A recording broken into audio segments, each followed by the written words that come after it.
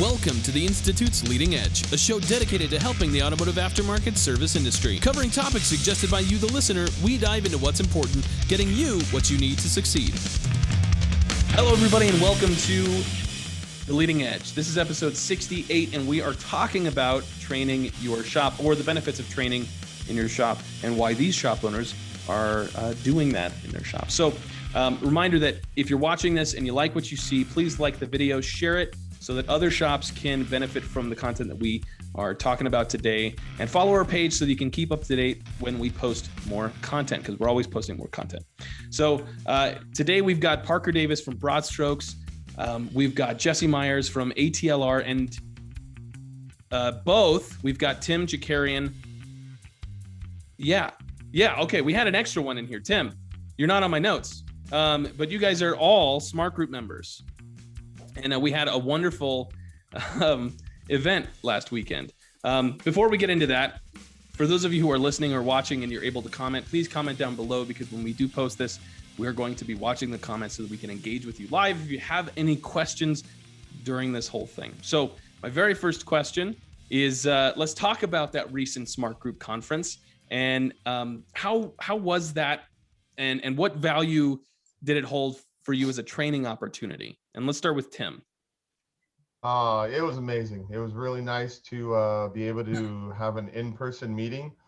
My wife and I took that opportunity. Instead of flying in, we drove in. So it took a couple of extra days.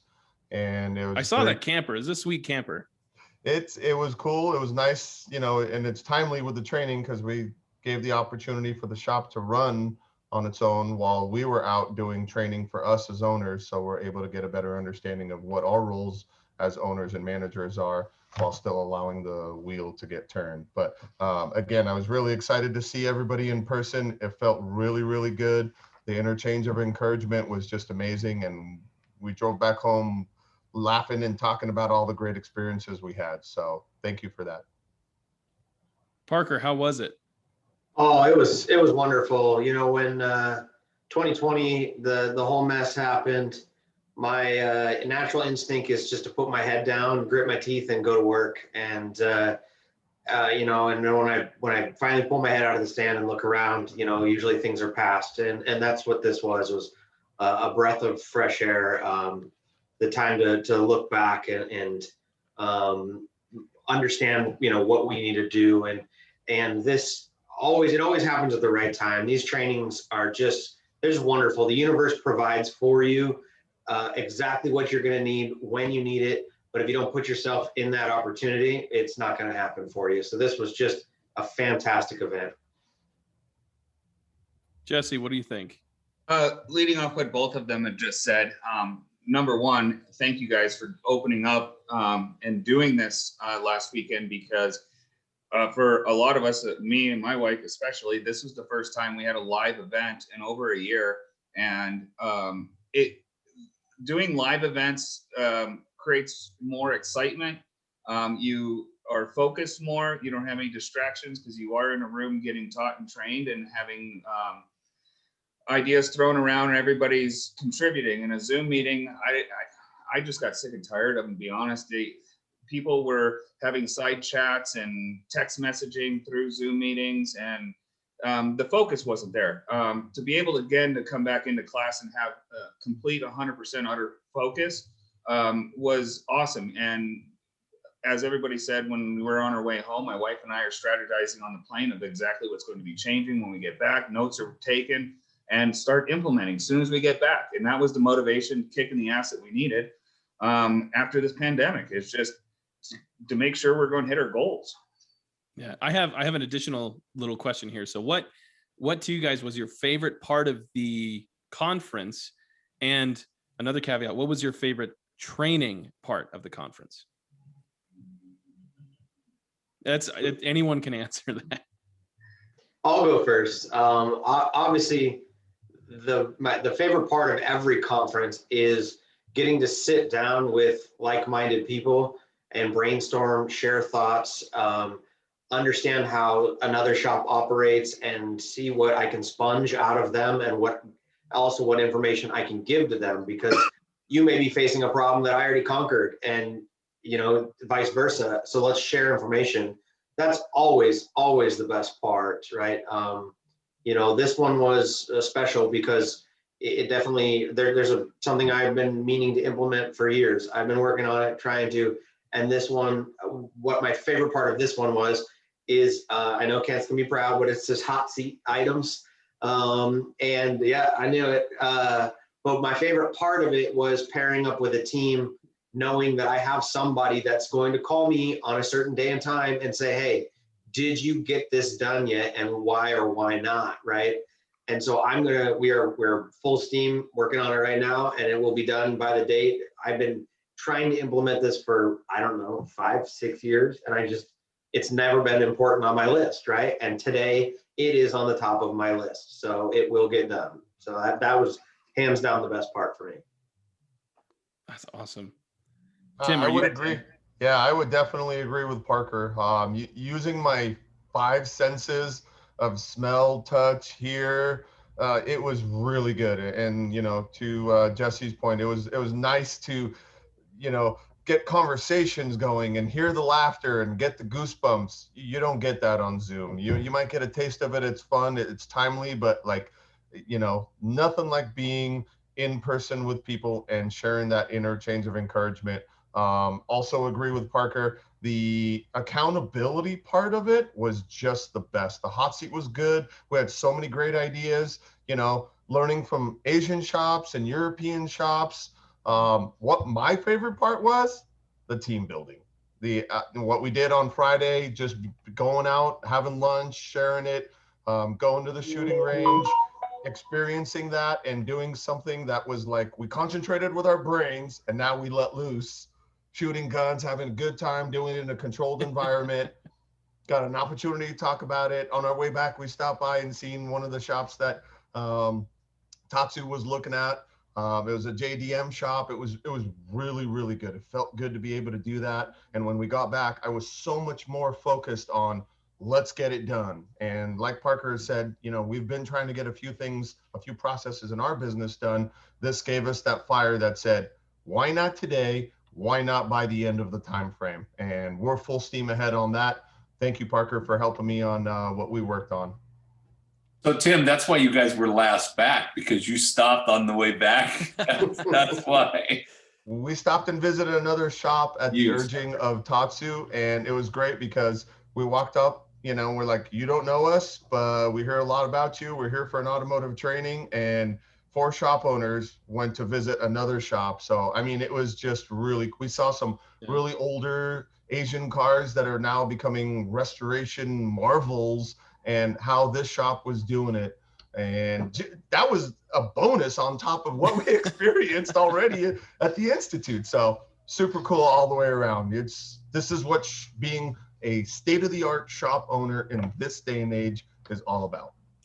Awesome. And Jesse, I want to let you, there's a reason I'm asking this question. We'll talk about, the in-person and virtual a little bit later, but Jesse. Sure, absolutely. Going on what those two had just said, the quote hot seat, being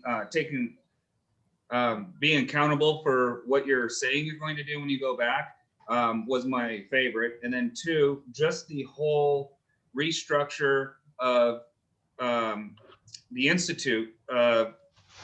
We can now see a future in front of us. And I love what you guys have done in that aspect as well. That was also my favorite part. My absolute most favorite part was at the end when you guys were talking about the future, how it's going to be ran, how we're going to move up, and there's no end in sight is I guess what I'm saying, and I'm very happy for that. Awesome. We're very glad to hear that. It was incredibly stressful. Now the whole, this is about training in your shop yourself. And it wouldn't be a good discussion if we didn't have an actual trainer here. So I wanted to ask my dad, how did that conference go? I thought it went exceptionally well. I like obviously the structure was nice. We've been really working hard at the Institute to make sure that we have as much value and can make as much impact as possible on the shops that we work with. I enjoyed the shooting because that's fun for me. I love seeing other people because it's like even Tatsu, who is like this very liberal, he got his hands around some guns and he was having a ball. You know, for me, the financial part where we were going through that exercise with, you know, how do you fix this shop based on these numbers? To me, that was like my funnest part, to see the conversations that were going on. And people were starting to get more, it's like it turned lights on. And I love it when lights get turned on, right? So, and then of course, you know, having everybody here at the Institute, it's just cool, right? I mean, it's cool. So really enjoy it. We've been working on the building for over a year, and we finally get to have people come and see that hard work. And one of my favorite. Oh, sorry, go ahead. I was just going to say, I think it's a reflection on Cecil that one training exercise right there probably instilled a lot in Cecil, that we are all listening. We are learning to. I may not be able to read the numbers as well as my wife, but we're a team. And Cecil was able to step back and go, okay, this isn't all for nothing. These people are actually comprehending of how to read these numbers, because the Q&A afterwards and quizzing us on the numbers, I think, was a success. It really, you know, felt good when I was looking around. We're 10, 15 minutes into this exercise, and me and my dad are looking around the room, and the conversations are still buzzing. And we started listening into the conversation where we go, they're still talking about the numbers. Yeah, they're still talking about the shop. And a lot of times it goes sideways, but not in this exercise. Everybody was still literally, oh, well, this number's not good. We need to do this. And I that was pretty fun. The newer members A+ on the exercise. Yeah. The newer members designed it, so he gets all the credit. It was great. The newer members kind of got, you know, a little bit of insight there. The older members who've been in it for a while, I saw light up and were really excited to talk about it. And I don't know, everybody it was cool. It was a cool experience. So that leads into the next question. And then the next question, obviously, otherwise this wouldn't be a good podcast. But the second question for you guys is, why are you a Smart Group member, and what has it done for you? This does lead into the whole training aspect of it, because we do a lot of training in the Smart Groups. So why are you a Smart Group member, and what has it done for you? I think. Okay, Tim's up. You spoke first. You're up, brother. All right. Well, I think Parker touched upon it, and the key behind it is it keeps you sharp. You know, this year's been really tough, and being with like-minded shops helps you understand where you kind of play, right? And my son is kind of experiencing the same thing with homeschooling, because he's sitting in front of a computer in a meeting, but there's nothing like peer pressure to make you better and to learn from your peers. That was what I really enjoyed. It helps keep me sharp, and that's why I'm a group member. It doesn't, when you're in a shop, like Parker said, you kind of get that sheltered, put your head down, go mode, which is really good because you get things done. But when you're in a group environment, it was nice to see not just shops in my area, but different states are experiencing different growths and how we can learn from that. That's what keeps me sharp. If we're not sharp, you're going to be replaced. Jesse, you had a comment. We're going to let you go. I think the Smart Groups are so important. Chris and I, we roughly 3 years we've been in this, and in the last 3 years, we've increased our numbers over 50%.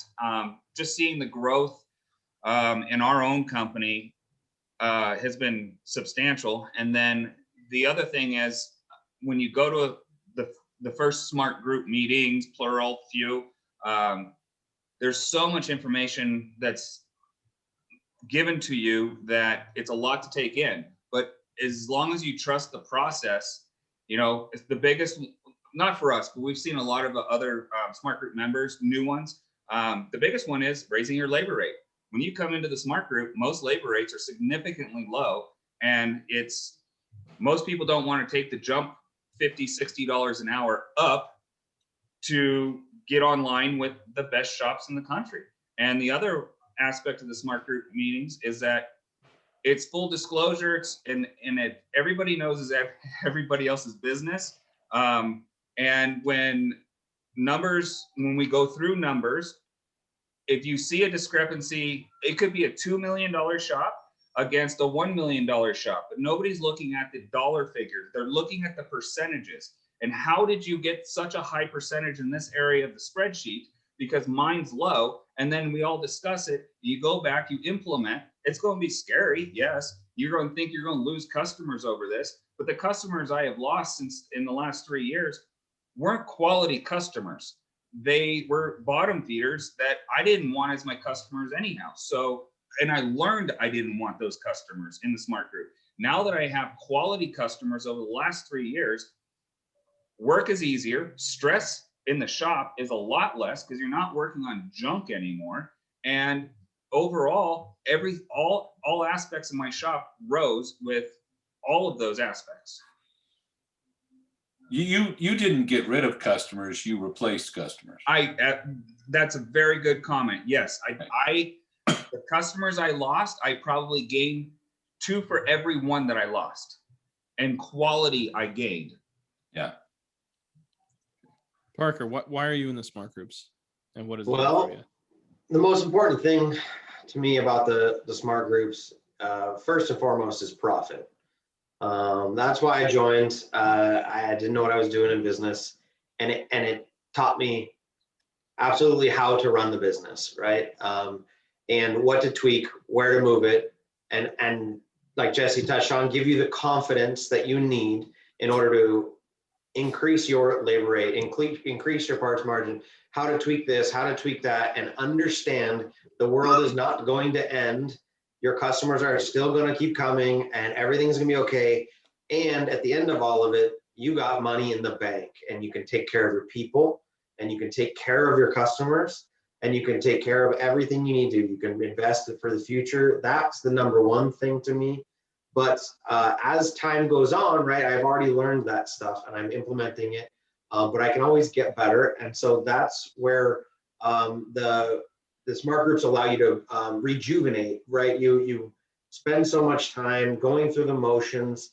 Life's just too easy to go through the motions nowadays. And so what the smart group is it's time to step away from the business and look back or look down on it with a bird's eye view and make those fine-tuned tweaks and realize where the areas that you're slipping in and go back and make those adjustments that you won't see if you just keep going through the day-to-day motions. You absolutely have to step away and look back and say, you know, how is this going to affect? Where are we slipping?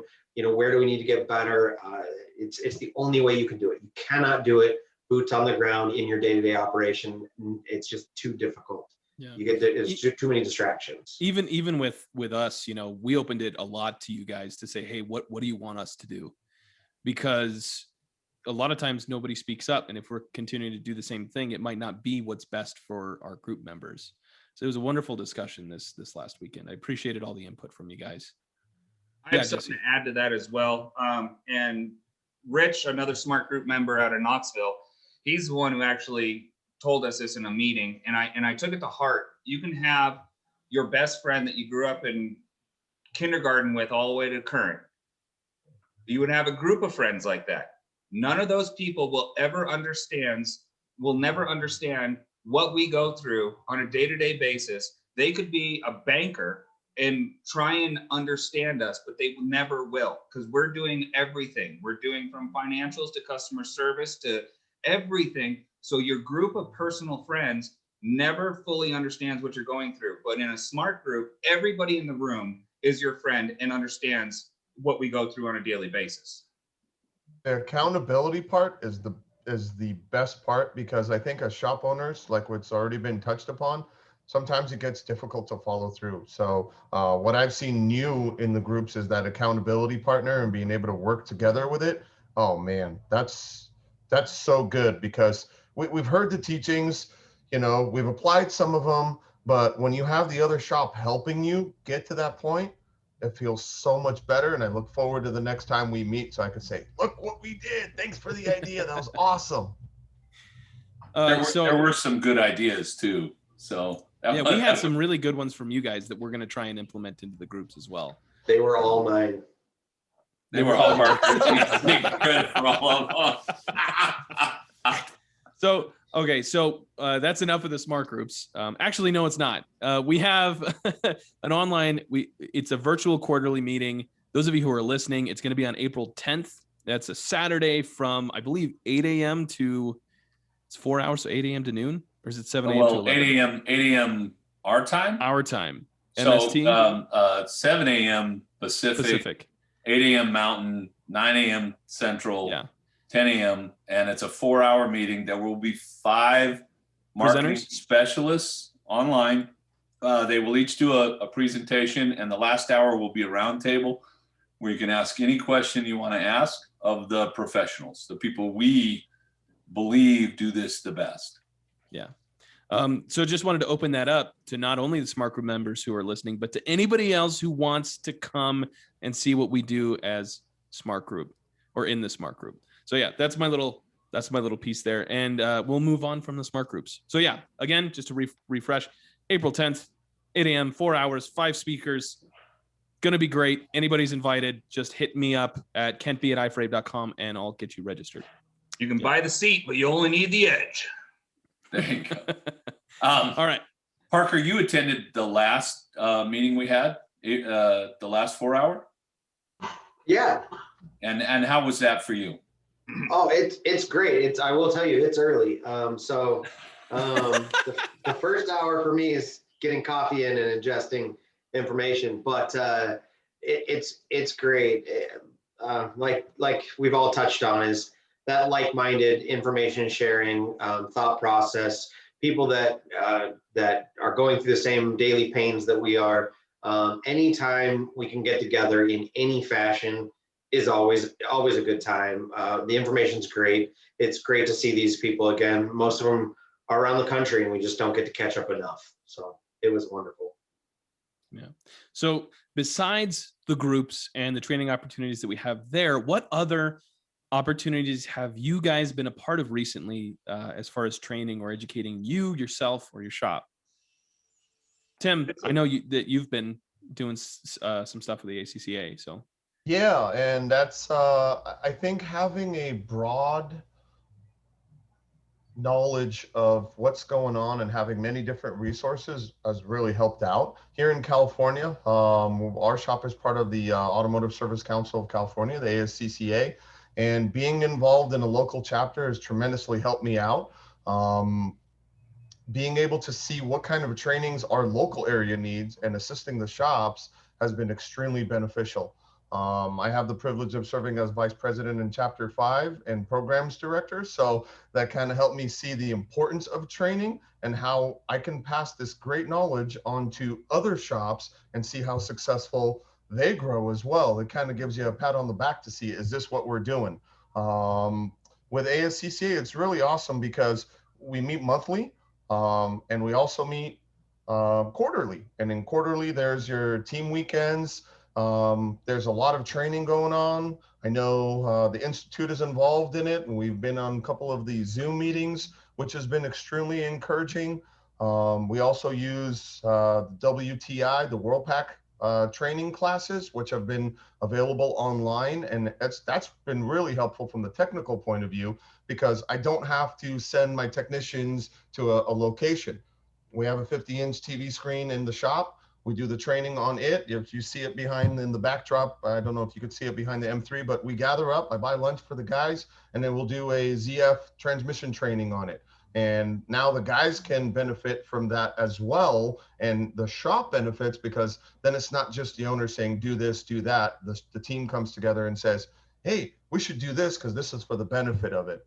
And also taking advantage of SSF. SSF's got a lot of technical training. So whether you're using technical, business, or shop training, it's amazing when you get involved with the local associations that you have. I've been extremely grateful for it, and I look forward to continuing my training with that.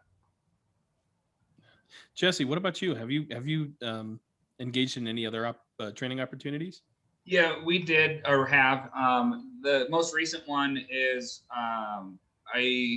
my Toyota scanner they're going through changes with the cable, so it's hit or miss if it works. So I had to go buy the Triton Snap-on scanner. And the deal I made with my Snap-on dealer was, if I buy it, and again, thanks to the smart groups, I was able to just pay cash for it. And I told them, if I give you all this money, I need you to send Snap-on Technical out and fully train us on how to use your scanner and capabilities of it, because it has a scope on it and all that, which isn't quite normal, where they'll come show you cliff notes on how to use it, but then they expect you to YouTube it and figure it out.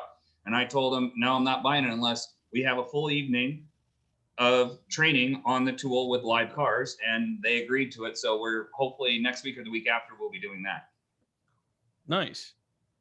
Parker, what about you? Yeah, a lot of the same stuff. You know, the WTI, CTI online, those complimentary courses were amazing. It was a good time. SSF had some online stuff. ATG and LMV, they all had some online courses that were great. Even some other webinar stuff, a group, you know, the LMV with the BMW shop. You know, we have a support group that we all get together and talk about the BMW problems, and it's great. It's been a lot of fun. ASA moved their ATE Training Expo to virtual this year, as well as, you know, most people did. But and then we also participated in, we do weekly lunch meetings regardless. We always do that every Tuesday at noon. We provide lunch for the team, and a lot of times we share information like technical service bulletins that guys find. We share all that information in those, or we got new tire equipment, so we do tire training videos and all that stuff so they understand what I expect of them and understand how to use the equipment. That's the time we execute that. Nice. I really think training is a growth, you know. If you don't want to grow, don't go to training. If you just want to stay the same old boring and start the day off, you know, with a bad attitude, then don't go to training. But if you want to change and you want to see what you did wrong and how you can learn from that, that's the part that's, you know, the funnest part. And like Parker said, it took us in our shop, it took us a long time to get the weekly training down pat. I know just about everybody in the smart groups does have, you know, a weekly meeting. That's what we've done recently with the weekly meeting, is we've made it an agenda that gives an opportunity for the shop foreman to discuss what he needs to in the shop. We start off our meeting usually with about a 10-minute video, so it gives an opportunity for everybody to kind of eat their lunch. We've got one of our shop helpers who's the event coordinator. He prepares the lunch he grabs the lunch, gets everybody's order. So it's nice because it does a little bit of team building, and now it gives the chance for the shop foreman to discuss what he thinks would be a team building event here in our shop. You know, gives the administrator a chance to remind everybody to clock in, clock out, or whatever the technicalities are in your shop. And then it gives you an opportunity to bring the whole team together so that you can see what this training process has benefited the shop. So in the beginning, it was very confusing as to what to do, but good leadership and good examples. Cecil, you and I have talked about that for years, and it's really fun when you get a chance to put it together because it works. You just have to tweak it a little bit. Hey, can I give an example real quick of the smart groups? This is what I'm talking about. Is Tim just gave me an idea right there that I'm going to go back next week and implement right away into our lunch meetings. We waste the first 10 minutes of every meeting, and I'm trying to eat as fast as I can so we can get to the material. And I'm looking at everybody else on their phone, and I'm like, you know, and it's like, golly, it just drives me nuts. And we're wasting this much time. We only have an hour, right? I mean, and even at that, so now I got 10 minutes of wasted. So now I got 50 minutes, and then we got to get back and get the shop back open afterwards. So then maybe I have 45 minutes. And that idea of Tim's of rolling a technical video that's about 10 minutes long that my foreman will put together or provide. I already have a list of them, but that idea right there is a problem that I'm facing that he's already conquered. And we, you know, without us getting together in some form or fashion and sharing this information, I am steering the ship all by myself and rowing it and doing everything and it can't be done. So the sharing of the information is so important. Thanks, Tim. I'm stealing that idea right now. R&D, baby, rip off and duplicate. So Tim, have you used our YouTube stuff or our gear stuff in those meetings? Absolutely. And this gave my wife, Johanna, and I an opportunity to be better prepared, because it seemed like we were rushing into the meeting. What are we going to talk about? On Tuesdays, we know what we're going to talk about on Wednesdays because we follow that agenda. What training video are we going to talk about? What's the subject matter? So if we're talking technical, we might have a technical video. If we're not talking technical, maybe we'll talk about the numbers, and you'll see the technicians kind of like, oh, numbers.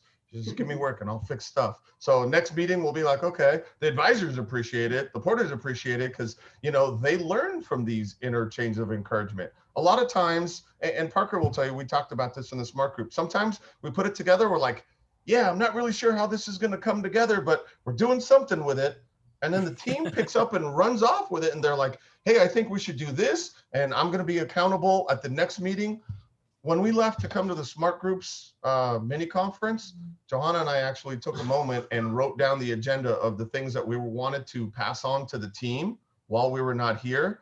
And I was pessimistic, but when I got back, it was amazing to see they followed the process. They followed the agenda. It wasn't exactly the way we did it, but the fact that they took that lead and they took that initiative was so warming to my heart.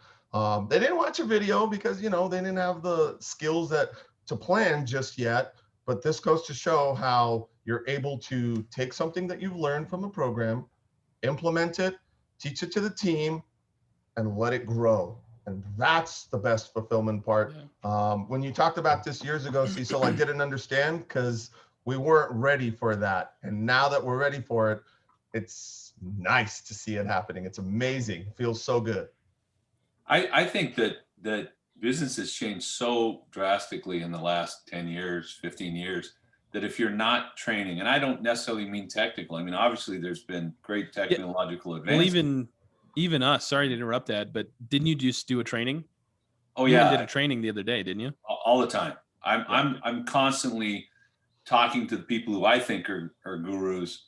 One of our tenets at the Institute is, we have to be relevant and we have to make a difference. And so relevance doesn't come by sitting back and just teaching what you learned 35 years ago.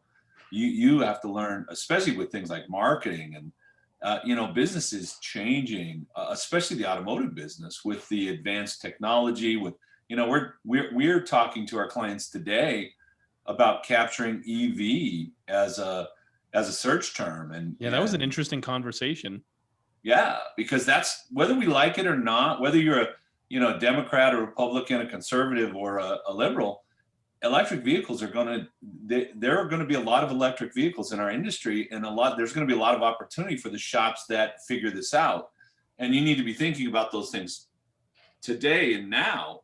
So, to me, we just need to keep learning new stuff, just so we can stay on the ball and move ahead.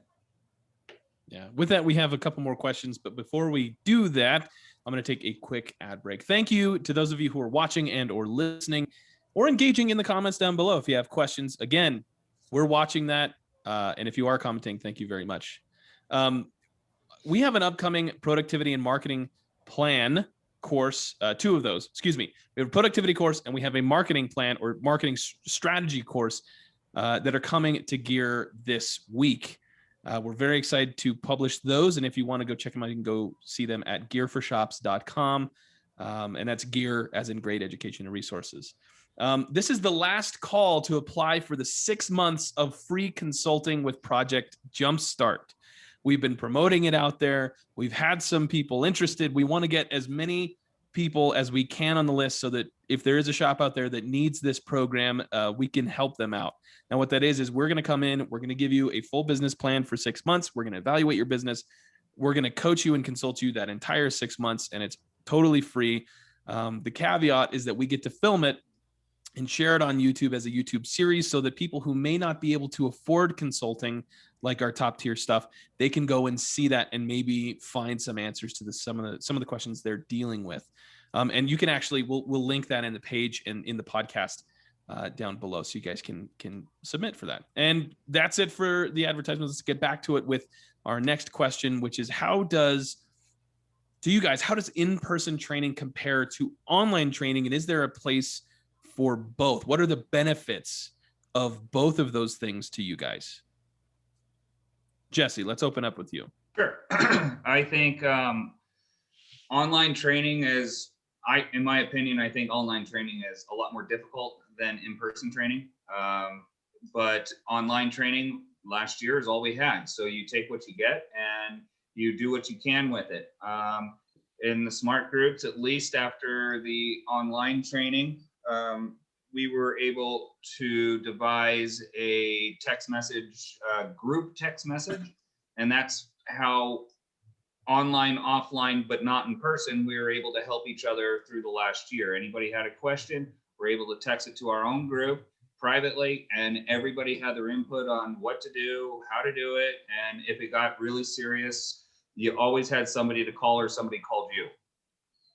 But I still prefer in-person training. Plus, I like to travel. It's a great excuse, right? Yeah.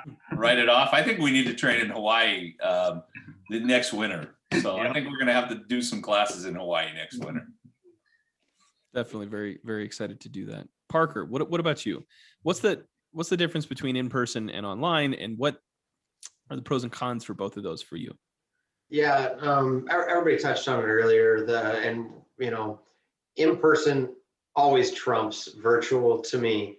I have ADD and life has too many distractions. It's way too easy if I'm watching virtual to pick up my phone and all of a sudden a half hour goes by of emails and who knows what, and I missed the whole class. It's just, so being focused in a classroom, using the energy in the classroom, bouncing the ideas around, like Tim touched on, the goosebumps of that one bright idea that you're just like, oh my gosh. And it's so much more engaging to be with each other and feel that love being passed around the room. But virtual has its place. I like to be able to engage my entire team. And there's a lot of that stuff where, as you guys know, taking the entire team to a training and shutting down the business is insanely expensive. It is worth it from time to time, but there's you can't go too far in between, or people start to fall behind. And in this day and age, the cars are moving so fast, we can't fall behind. We have to stay on it. And in order to do that, it's easier to find 20, 30 minutes in a day or during lunch to touch on some virtual videos or catch a webinar than it is to everybody to get on a plane and go somewhere. So they both have their place in this industry, but hands down, business owners training is better face-to-face always than virtual. It always is. So technical training, still, I believe the same. It's better in person, but the virtual has its place. So I believe that if you own a business, and I would say not just automotive, but pretty much any business, that you should probably be in some sort of training or group or something that will inspire you at least once every 3 months. How do you guys feel about that? 100%. Absolutely. Yeah, you got to stay fresh and like I said, rejuvenate yourself and keep your eye on the prize and not get bogged down with the day-to-day actions. I think one of the benefits I had was as any new member coming in, usually your shop is in shambles. You have no idea what the hell you're doing. And somebody gets you to a smart group meeting or a peer group meeting of any kind. A good one will be able to take your financials, which we were responsible for bringing to our first one, and literally show us in our own financials at current state, if we just did this and this, we can afford a smart group the rest of our lives. And you can afford the travel. And somebody pointing that out takes a lot of the scariness away from the cost of any peer group or smart group. Well, sorry, Tim, if you want to answer that question. I'm both. I love both of them. I think training to me is amazing. Like I said, it's growth, and I want to grow. I want my business to grow. I want my staff to grow. I want them to be happy and know that when you put forth effort to better yourself, you will see a result. Nothing, I wholeheartedly agree. Nothing drives home the five senses of being able to use all of those. But I did very much enjoy the digital part of it because I didn't have to travel. And with COVID times, money was tight. We were uncertain what we were doing. So once you got the process of being able to know what meeting is coming, know what training to benefit from, having the staff go to that, now I can concentrate on doing owner training. The breakout rooms were also really good because now you can break down a large group into some small breakout groups and be able to benefit from some of the owner training or technical training you had. So I really loved it. I'm a tech, I love technology, and being able to use technology and training together was awesome. But I do agree, nothing trumps it, like personally being there. I loved the evolution of where training is now going and what some of the training instructors are doing. To that, you guys have done an amazing job with the gear network. You've done an amazing job with the smart group networks. Every morning I log into that to see what's new and fresh and what I can take from it, because it really works. I had a new service advisor that we hired this year. We were able to do the online training. He sat down and he did the 5 steps and he understood it. And afterward, he was like, "We're working on step 5, aren't we?" And I was like, yeah, he already knew. It was plainly obvious that our business was built around this process. You just got to follow it. And without that training, without that online, it would have costed a lot more money to be able to send them to an in-person training, or it would have costed you a lot of money for you, the instructors, to be able to come to our city. So everything has its place. The universe does provide, like Parker said. And, So that one was a free one. So that wasn't even a paid for one. It works. Yeah, with the those of you who are listening, Tim just mentioned our Gearheads network, as well as the 5 steps to improving your profit in your shop. Both of those are free and available to anybody who wants to use them. We put the 5 steps course together a month or 2 ago and published that out there. It's a great quick start guide for anybody who needs to improve their profit in their shop. And then the Gearheads network, anybody can join. You go in there. It's really cool. I won't go long about it, but it's free. You can access it and you can talk to other people like these 3 guys here, and ask them any questions you want. We have a wonderful community there. And that's going to segue because I want to come back to what Jesse said, and ask this question: how do you guys quantify the monetary value of training yourself, your team, and your shop? Because everybody always talks about how inspiring it is, how it gets, but a lot of people are like, well, what's my ROI on this? Yeah, Parker, you're the one that said, money's the number one. I need to make money. And so how do you quantify the dollars that you spend, the time away from the shop? How does that pay off for you? Well, I mean, if I told you, if you gave me $1,000, I would give you $10,000 back, how many people would sign up for that, right? So that's the way I look at it is, yeah, you spend a couple bucks to go travel and do this. And what you get back out of going home and implementing this stuff is, it is 10x, right? Like you put in $1,000, you go back, you make one tweak, and you might make $5,000 to $10,000 more in the next month. That's only 1 month. Now let's put that over the next 30 years of business and talk about how much you made out of one meeting. It's there. The cost is so minimal compared to what you financially gain from it, whether it's you going or sending employees, right? Employees feel valued when you send them. They feel like they're important and they really mean something to the team. They come back with more energy. They come back excited to actually make you more money. And it didn't cost you much. One of the things we do as a company is I run my entire life through 2 credit cards, a personal credit card and a company credit card. I use those rewards points to book travel, airfare, rental cars, whatever needed. And so now we're talking about literally just the cost of payroll for paying them for training and the cost of the class. That's so minimal. that, you know, one sale could pay for that whole class, right? That whole weekend. So every other sale after that is profit. And it's just, it doesn't make sense to think about it any other way, in my opinion. You know, if you send, you know, if you go and you plan on not listening and not putting in the effort when you get home, or you're sending the wrong person, that's when training gets expensive. But then you have the wrong person, and it's becoming more evident to you. And then you can execute on what you need to do after that, right? And so sometimes spending a little bit of money to figure that out is also worth it. So this has always been kind of a weird point for us, because we know that the training that we provide is valuable, but it's interesting to hear how you guys quantify that ROI. I just want to take a minute and go around the room, and just say what type of shop you are and what your ARO is at right now. Oh, okay. Jesse, go ahead. He got all excited. He's like, "Ooh, I'm ready for this." I was thinking of what my ARO was this week, and I don't have my phone in front of me. But we work on specifically Toyota and Lexus only. Is that what you wanted? Yeah. Okay. Toyota and Lexus only in Colorado.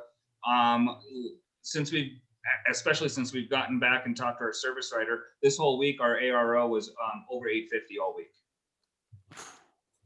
which is for a Toyota specialty shop that is mostly service industry driven, as in 60, 90, 100,000 mile services. That's an awesome ARO, and we've never had that before. And then just to go back 1 second, Parker, what was the number one advice you gave me that I told you about at this meeting? Oh, the first what? Oh yeah, well, I mean, the first $1 million is easy, right? Getting from a $300,000-$400,000 shop to a 1.2, that's an easy climb, and you can get there. Every little tweak you make makes lots and lots of profit in the bottom. And it's insane. You just go back and you do this little tweak and that little tweak, and all of a sudden the money starts pouring in. Now growing from 1.2 to 1.5, it has been a struggle for us, and it takes a lot more. You also get used to making a lot more money, and you spend a lot more. So, you hire better people that can help you out, and you pay them a little bit better, and this and that, right? But so then from 1.2 on, you got to fine tune and be focused. And that's what the smart groups are, is helping us fine tune, stay focused, and get there. So Parker, what kind of shop do you have, and what's your current ARO? I only say ARO because that's what a lot of people will look at. Yes. So what's absolutely. your ARO? We are primarily BMW. We just took on Audi last year, but 99.9% of everything we touch is BMW, and we hold $1,200 ARO all through 2020. So a little bit higher than that, actually, but a couple bucks isn't much. Tim, what about you? We are a BMW and Mini Cooper specialty shop. We are on a block where to the right of me and to the left of me is specialty shops, because this is where Pasadena will give us an automotive repair license. So a consumer can drive down shop row, as it were, to pick which shop they want to work at. And we get compliments all the time, as in, how come you have so many cars? You guys have so much activity. It's because we apply what we learn. We've been in business about 10 years, and we've been involved in as much training as we can. Our ARO through 2020, our goal was not to drop under 1,200. We did really well. Our average ticket is about 3 to 4 hours. This last month, actually entire 2021, looking at our numbers, we show about $1,400 is our average repair order. We're working on a little bit less cars, so less stress, but 4.6 hours per RO. And this is amazing. I couldn't have done this if I was the service advisor. This happened when I allowed the team to grow and we pointed it in the right direction. And you were right, Cecil. It just took implementation, seeing what the other teams are doing in order for us to get to where we're at. We have looked at growing into European and other brands, but what the team says is, if it's not broken, why fix it? Let's do what we're doing. So Tim, how are you quantifying the value of training? How we quantified it was very much like what Parker said. The first training class we came to, we were like, what? that much for the part? I don't know, let's try it. So when we tried it, within that month, $5,000 of profit showed up. So now we started understanding the financials. Holy smokes, now I have a budget for training. Now I know that training is part of our routine activity. It helped me with making more money. It helped me with see where the financials are. It helped me with having a thirst for it. And once you have a thirst for something and it works, that's where you start going, all right, well, if we did 1.2 million not knowing, how can we take 1.2 million and make it 1.8 million by applying some of these things that we've learned? And training will continue to be there. I'll continue to expand my training budget because it works. So how I quantify it is, do it and tell me what you found better than I did. In 6 years, Tim, which I would say that you've been doing this about 6, maybe a little longer, that $5,000 you made your first month, if you did that every month, that's $360,000 in additional profit in that time frame. So we had this conversation this morning with the guys as to what happens when you go from 40 to 45 hours and the amount of gross profit dollars that can now be shared back to the team. And you should have seen their eyes light up. I was like, oh boy, this is going to be a fun quarter. So I know we're hammering this point home. The whole point of this podcast here was there's roughly 80% of the automotive industry, independents out there, who aren't actively engaging in any kind of education, whether that be technical or business management.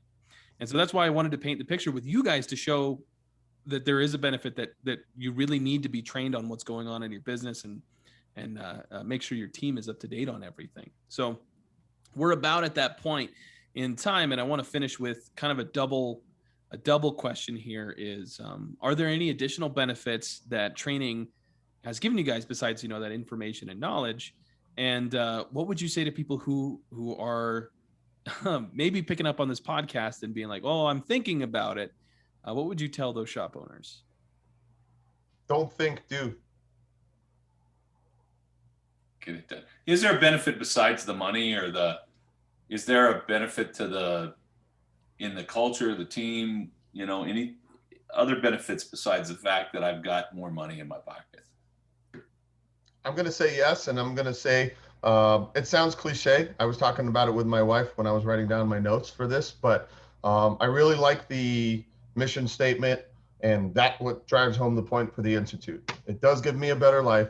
It gives me a better business, and I feel good that we contributed to the industry. If you're going to compete at this level, because this is a lot of fun. Should be, right? I mean, we're going to do this for a long time. We might as well have some fun at it.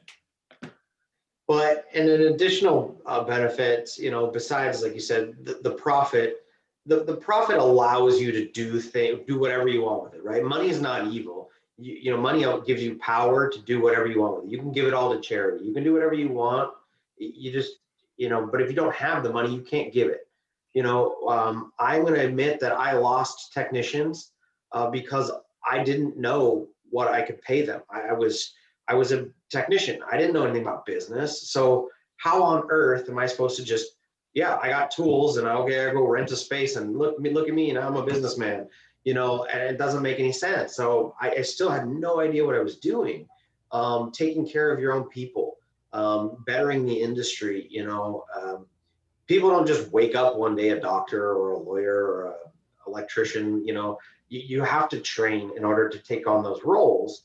But would you go to a doctor that says, I graduated in med school in the 70s and I've never went back to a single ounce of training since then, right? You're going to go, you're operating on me. Yeah, the that's why they call it a practice. Yeah, the industry is changing nonstop.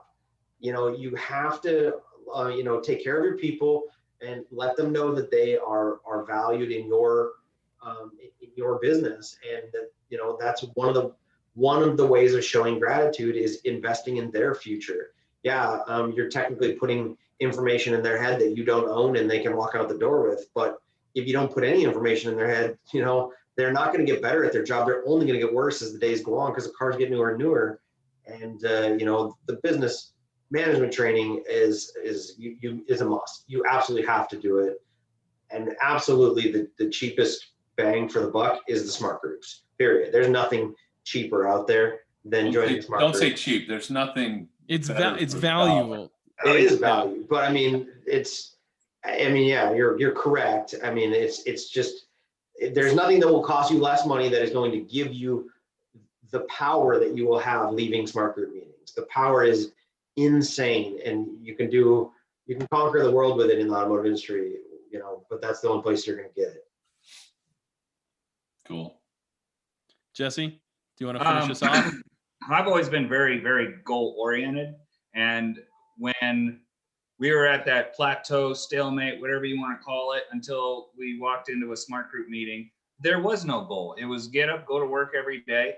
I don't have enough money to pay for quality techs. And then all that turned around once we started making money. And I've always ran my shop that the reason I got into this and left the dealer was because I didn't like the way I was treated. So now we can afford to treat people, employees, the way I always wanted to be treated. And if you do that, then you're going to retain good employees. For one small example, my fastest tech in the shop during COVID had a horrendous tooth issue.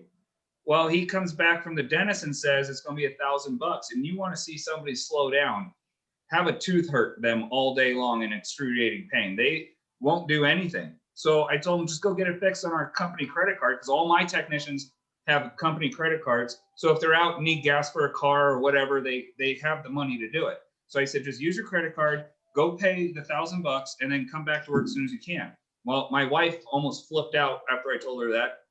But that $1,000 I spent on him, he made me thousands more by getting back to work faster. So it was just worth it. Yeah. I love that. I love that thought process, because we need to really take care of our people.